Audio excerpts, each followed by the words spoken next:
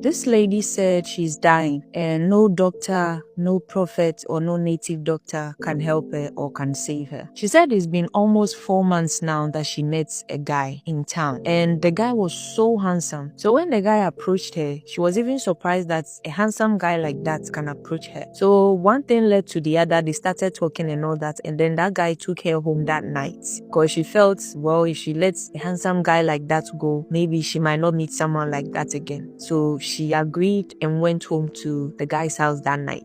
So that night they had fun. And when they were, doing the thing or when they were having sex, she smelled something. It was like a rotten smell, like garbage. So she asked the guy, what's that smell? Can you smell it? And the guy was like, I can't smell anything. And then they were done doing what they were doing. And then they went to bed. So at dawn, she wanted to go for round 2 and try to, make a move on the guy. But when she touched the guy was icy cold. She was shocked and scared. She even put, her hand around the guy's nose like this to check if he was alive. And there was no air. So she just said a silent prayer and then went to bed. So in the morning when she woke up, she realized that, oh, the guy is not dead. He's actually, awake. And then she got ready and all that. And then the guy gave her money, like enough, very huge money. And she was even surprised. So the guy dropped her off. But she said when the guy was dropping her off, like the guy couldn't even look at her. She didn't understand why. So they got to her place. She just alighted and then the guy left.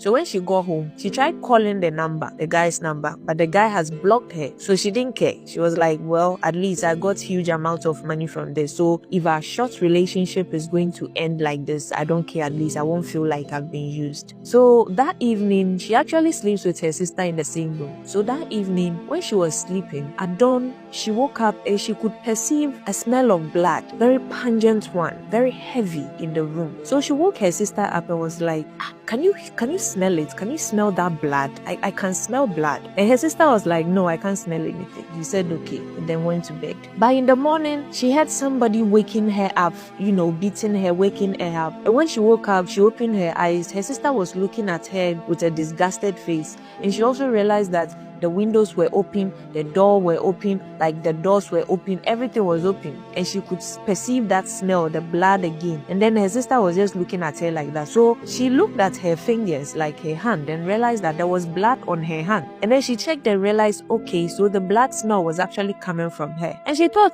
maybe it's my menses. But then she realized that no, my menses just came 8 days ago. So this can't be my menses. So she took her bath, and yet still, even after scrubbing, after exfoliating and everything, yet still the blood scent was on her and she could smell it. And now people around her can also smell the heavy blood. So her mother was like, no, this is not normal. Let's go to the hospital. And then they went to the hospital. When they went to the hospital to check, the doctors just didn't know what was the problem. They did a whole lot of tests, still nothing. And then they advised that she stays at the hospital for now. So she said she stayed at the hospital for like 5 weeks, yet still nothing. And then she confessed and opened up and told her mother about it, that, ma, this and this and this is what I did. And I think maybe that night, the guy I slept with and I felt he was dead and all that. So the mother was like, what? Are you serious? She said yes. And then the mother said, okay, let's go and look for the guy. So take me to that guy's house. She took her mother to that guy's house and they were told nobody like that lives here. No name, no. And they said, okay,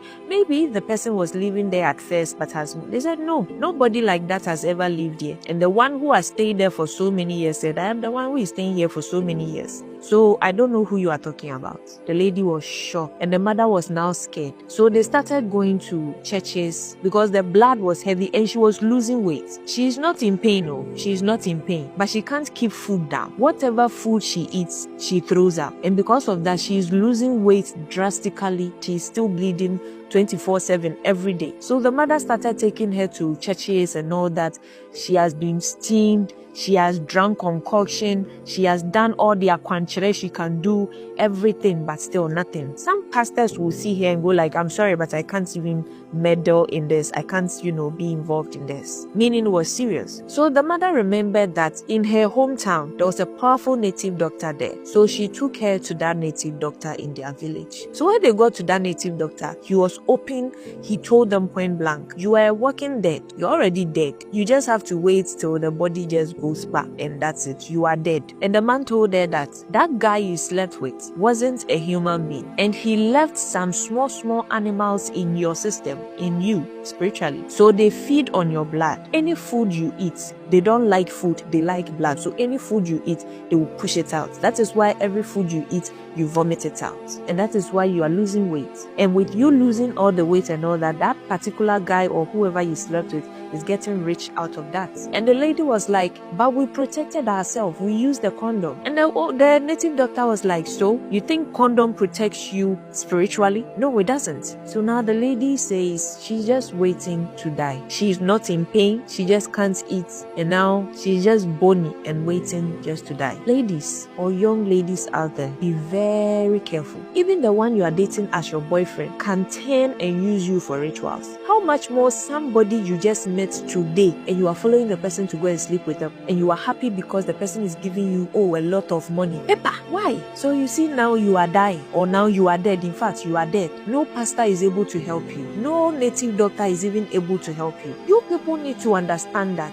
we human beings are not the only ones walking on this earth. There are mystical beings and there are demons walking on this earth. Sex is a spiritual thing. If you cannot abstain from sex, get married. If you are not financially stable to get married, sit the person down. Let the family know that this is the person you want to be with, and stop sleeping around. You are just doing so ties left, right, front, center. And when your life is now messed up and everything you do doesn't go well, you keep asking yourself, why is everything not going well for you? Be careful, because that punani is a very special thing that leads to your soul. So if you just open your legs for anybody to enter your soul, know that you are killing yourself as a lady. Because most men or some men, if they sleep with you, they take from you. They tap into it. They take from your favor. They take from everything that you are supposed to accomplish. Ask yourself why that in Hollywood, before they will help somebody, they say, I want to sleep with you before I help you. Or even now, even here in Ghana, if a director or whatever wants to help